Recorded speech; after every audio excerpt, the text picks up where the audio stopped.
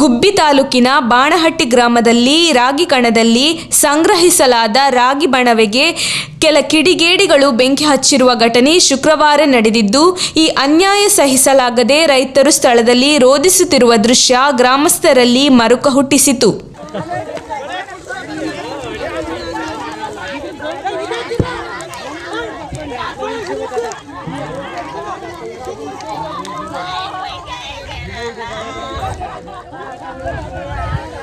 ಬಾನಿಹಟ್ಟಿ ಗ್ರಾಮದ ರೈತರಾದ ನಾಗಣ್ಣ, ಬಲ್ಲಯ್ಯ, ಶಾರದಮ್ಮ ಎಂಬುವವರು ತಮ್ಮ ಜಮೀನಿನಲ್ಲಿ ಬೆಳೆಯಲಾಗಿದ್ದ ಸುಮಾರು 4 ಟ್ರ್ಯಾಕ್ಟರ್ ತೆನೆಯನ್ನು ಕಣ ಮಾಡಲು ಸಂಗ್ರಹಿಸಿದ್ದ ಬಣವೆಗೆ ಬೆಂಕಿ ಹಚ್ಚಿದ್ದಾರೆ ಎಂದು ರೈತರು ಅಳಲನ್ನು ತೋಡಿಕೊಂಡಿದ್ದಾರೆ. ಘಟನೆಯ ಮಾಹಿತಿ ಪಡೆದು ಸ್ಥಳಕ್ಕೆ ಅಗ್ನಿಶಾಮಕ ಸಿಬ್ಬಂದಿ ಭೇಟಿ ನೀಡಿ ಅಗ್ನಿ ನಂದಿಸುವ ಕಾರ್ಯಕ್ಕೆ ಮುಂದಾದರು. ಆದರೆ ಅಷ್ಟರಲ್ಲೇ ಭಾರೀ ಪ್ರಮಾಣದಲ್ಲಿ ಹಾನಿ ನಡೆದಿತ್ತು. ಗ್ರಾಮಸ್ಥರು ಕೊಡಗಳಲ್ಲಿ ನೀರು ತಂದು ಬೆಂಕಿ ನಂದಿಸಲು ಸಾಕಷ್ಟು ಪರದಾಟ ನಡೆಸಿದರೂ ಯಾವುದೇ ಪ್ರಯೋಜನವಾಗಲಿಲ್ಲ.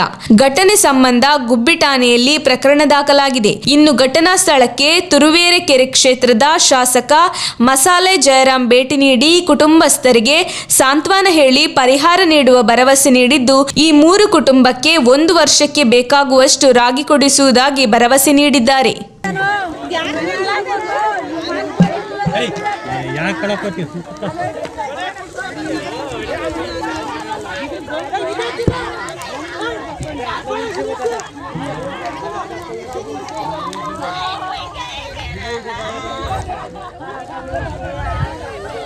ನಿಮ್ದೇನಮ್ಮ ನಾಗಣ್ಣದ